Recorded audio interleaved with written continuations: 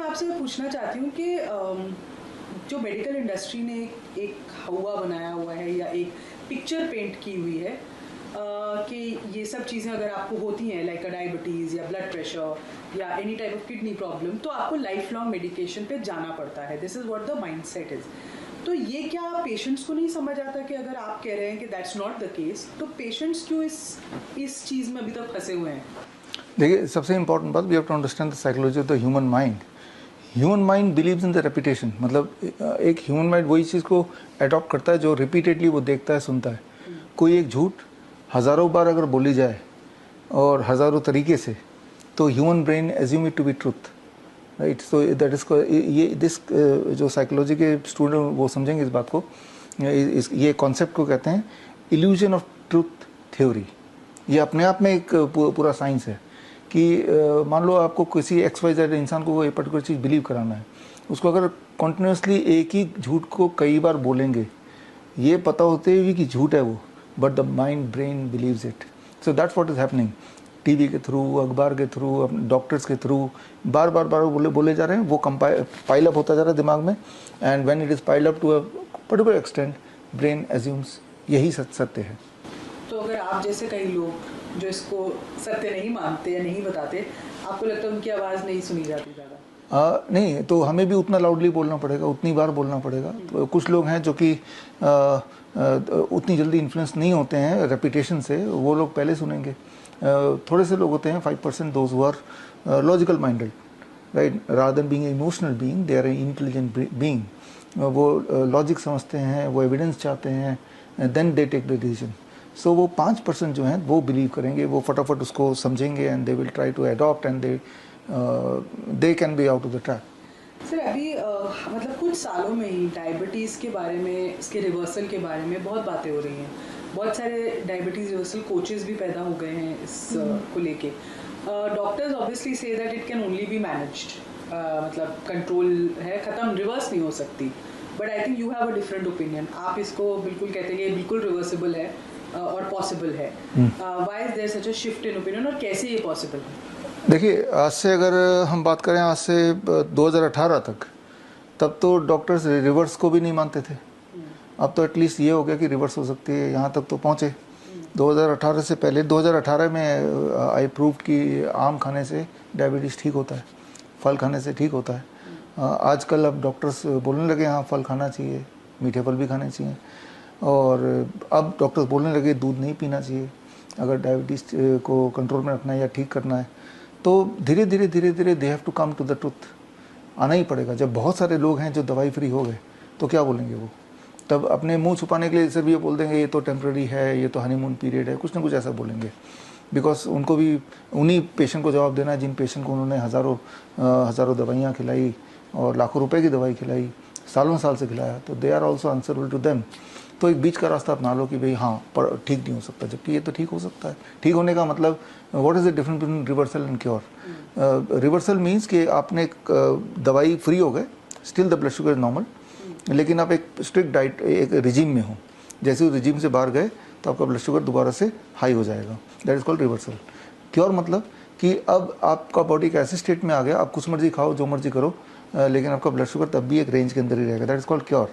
सो ये समझना होगा, बड़ी सिंपल साइंस है. हर 4 महीने में और blood becomes new, all together new. आज जो 4 महीने बाद मिलेंगे तो आपके बॉडी का और मेरे बॉडी का ब्लड का एक भी कतरा नहीं रहेगा, सब कुछ नया है. So it takes about 4 months to get a new blood, and the new blood is brand new. They will behave like a brand new, right. लेकिन उसी ब्लड को हम पोल्यूट भी कर सकते हैं by being in a worse life style. तो दोबारा से वो डायबिटीज़ आ जाएगा. And that is true for you, for me. I am not a diabetes patient, लेकिन कोई भी एक डायबिटीज़ पेशेंट को अगर पकड़ लूँ, वो एग्जैक्टली जो चीज़ करता है जिसकी वजह से डायबिटीज़ भी अगर मैं कर लूँगा, मैं भी डायबिटीज़ पेशेंट बन जाऊँगा. दैट वे हम बोल सकते हैं कि nobody is diabetes proof, है ना, कि डायबिटीज़ होगी नहीं. जिसको नहीं है वो सर्टन चीज़ कर रहा है, जिसको है वो सर्टन अदर चीज़ कर रहा है. वैसे जिसको है और लेट्स से वो रिवर्सल वाले प्रोसेस में जाता है और रिवर्स भी हो जाती है, but you can not live that lifestyle through forever. क्या वो जो पॉसिबल है? नहीं, अब ऐसा है ना कि मान लो आपके पास अच्छी गाड़ी है, बहुत अच्छी, टायर भी उसके अच्छे हैं, लेकिन एक कील है, कील लग गया तो टायर पंचर होना ही है. अगली बार से कील से बच के ही निकलना पड़ेगा. दोबारा जितनी बार आप नया टायर लेंगे वो कील आएगा तो पंचर होना ही होना है. That is the truth about diabetes. जो लोग डायबिटिक पेशेंट होते हैं वो एक सर्टन काइंड ऑफ थिंग्स वो करना होता है to make the body diabetic, right. For example वो रात को 10 बजे ही खाएंगे, तो हेल्दी से हेल्दी इंसान दुनिया का अगर वो रात के 10 बजे डिनर करेगा, कुछ समय बाद वो डायबिटिक पेशेंट बन ही जाएगा, इरेस्पेक्टिव कि वो क्या कर रहा है क्या नहीं कर रहा है। तो दैट वे कि वो that is truth for the entire humanity. तो entire humanity can become diabetic if they have their dinner at 10 PM, लेकिन अधिकतर लोग 10 PM में नहीं करेंगे, वो 8 बजे ही ख़त्म कर लेंगे, तो डायबिटीज़ के प्रकोप से बचे रहेंगे। तो गाड़ी कितनी भी अच्छी हो, अगर वो उस कील के ऊपर से जाएगा तो पंचर होना ही है। We have to understand that कि कोई भी ऐसा इंसान पैदा नहीं हुआ जो डायबिटीज़ प्रूफ हो। एक सर्टन एनवायरनमेंट में रखेंगे तो everybody become a diabetes patient. नहीं, वाइफ किस कंडीशन में जाता है ये इंपॉर्टेंट है। वही कंडीशन में जाता है जिस कंडीशन में कोई भी और जाएगा, राइट। जैसे मैं एब्सोल्युटली हेल्दी हूँ, लेकिन मैं वही वाला काम करूंगा जो डायबिटिक पेशेंट करता है, तो मैं डायबिटीज से एस्केप नहीं कर सकता। I will end up being a diabetic patient. लेकिन मेरी जो it is called lifestyle disease, मेरा लाइफ का स्टाइल वो है ही नहीं। I will never eat at 11 PM और मिडनाइट, और seldom I will do it. मैं उसको लगातार नहीं करूँगा, है ना। तो इसीलिए मैं डायबिटीज से बचा हूँ। इसलिए नहीं कि कोई जेनेटिक मेकअप मेरा ऐसा है, आई एम प्रूफ, और मेरे ऊपर वो सब असर नहीं करती हैं। नहीं, डॉक्टर इसलिए बोलते हैं, उससे मुंह बंद हो जाता ना। आपने आपके बॉडी की हालत अपने पूर्वजों पे डाल दिया, अब डॉक्टर से कोई फर्दर क्वेश्चन नहीं पूछ सकता, राइट। तो ये एक फैक्टर है जो उसको उसके वो ढाल की तरह डॉक्टर यूज़ कर रहा है, राइट। तो मान लो एक डायबिटीज़ पेशेंट ले आइए फॉर एग्जांपल, और डॉक्टर ने बोला ये जेनेटिक कंडीशन से। उस डायबिटीज़ पेशेंट को बोलिए कि आप सुबह से शाम तक जो करते हैं और जो सोचते हैं, जो खाते हैं, जो नहीं खाते हैं, उसका लिस्ट बनाइए। वो लिस्ट मुझे दे दो और मैं एग्जैक्टली वैसे ही करता हूँ। After 3 months I will become diabetes patient. तो क्या मेरे जीन्स तो तब भी सेम है? अगर जेनेटिक ही है, अगर जेनेटिकली मैं स्ट्रॉन्ग फॉर डायबिटीज़, तो फिर वो जो कर रहा है डायबिटिक पेशेंट, अगर वो मैं करूँगा तो मुझे तो डायबिटीज़ नहीं होना चाहिए। After all my genetics is good, है ना। तो ये समझना पड़ेगा, है ना। तो वही मैं आपको बता रहा हूँ कि मान लो कोई आपकी गाड़ी पंचर हुई जब एक कील गया, लेकिन वो कील अगर किसी की भी गाड़ी के टायर में जाएगा तब वो वाला पंचर हो जाएगा। बट यू आर अनफॉर्चुनेट कि आपकी गाड़ी वहाँ गई, आपने जानबूझ के लेके गए। तो डायबिटीज़ पेशेंट का जो life style, it's called life style disease. इसको लाइफ स्टाइल डिजीज़ क्यों बोल रहे हैं? इसको जेनेटिक डिसऑर्डर बोलना चाहिए था। लाइफ का स्टाइल तय करता है कि आपका blood sugar, diabetes is blood sugar, high blood sugar. Normally इस वक्त मेरे आपके ब्लड में 1 लीटर के अगर ब्लड है आपका, पर लीटर ब्लड में अबाउट 2 ग्राम शुगर होगा। 1 ग्राम और एक्स्ट्रा कर दीजिए, you are a diabetes patient. 1 gram extra कैसे कर सकते हैं? मैं चाहूँ तो मैं कर सकता हूँ। मुझे बहुत सारा रिफाइंड खाना पड़ेगा आज, और ऐसा 1 महीने तक करना पड़ेगा। तो मेरा 2 ग्राम पर लीटर की जगह वो 3 ग्राम पर लीटर रहेगा। तो I become a diabetic patient. और जो डायबिटिक पेशेंट है वो ऑलरेडी ये कर ही रहा है, राइट। वो पूरे दिन रिफाइंड खा रहा है, रात को भी रिफाइंड खा रहा है, और वो एक्युमुलेट होता जा रहा है। That is diabetes. तो सर, जब कुछ डायबिटिक पेशेंट्स को डॉक्टर्स इंसुलिन देते हैं, तो why is insulin such a villain? देखिए, इंसुलिन इज ए हार्मोन। हमारे बॉडी में से 53 काइंड ऑफ हार्मोन है, और बॉडी को पता है कौन सा हार्मोन कब प्रोड्यूस करना है। रात को सोने से पहले मेलेटोनिन प्रोड्यूस करना है, सुबह उठने से पहले कॉर्टिसोल प्रोड्यूस करना है ना। तो ये एक बैलेंस है, एक टाइम लाइन है बॉडी का कि इसको जगाना है तो ये हार्मोन प्रोड्यूस कर दूँ, सुलाना है तो ये हार्मोन प्रोड्यूस कर दूँ, ठीक है ना। जिससे हमारा दिनचर्या चलता है, जिसे हम बोलते हैं circadian clock of the body.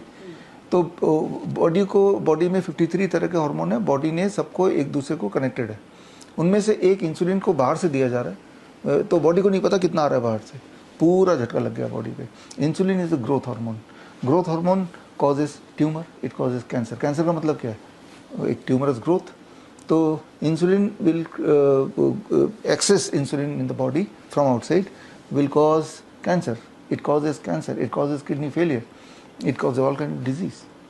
Then why are we giving that? ये क्वेश्चन तो पूछना चाहिए उन डॉक्टरों से जो दे रहे हैं। हम तो नहीं दे रहे, हमारे 20 हॉस्पिटल हैं। पर कोई तो रीजन होगा ना sir, they can't play with ऐसे लोगों की जिंदगी से तो नहीं खेल सकते। नहीं, खेल सकते हैं, खेल सकते हैं, प्रॉफिट के लिए खेल सकते हैं, खेल ही रहे हैं, प्रॉफिट के लिए खेल रहे हैं। जो जिनको इंसुलिन दे रहे हैं, जो लोग मुझे सुन रहे हैं इस वक्त, आप अगर इंसुलिन लगा रहे हैं, जो मैं अगले 1 मिनट तक बोलने जा रहा हूँ वो कीजिए।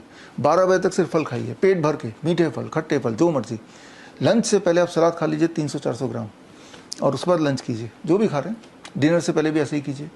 6 बजे तक डिनर कर लीजिए, before sunset. Don't eat dairy product, animal food and pack food.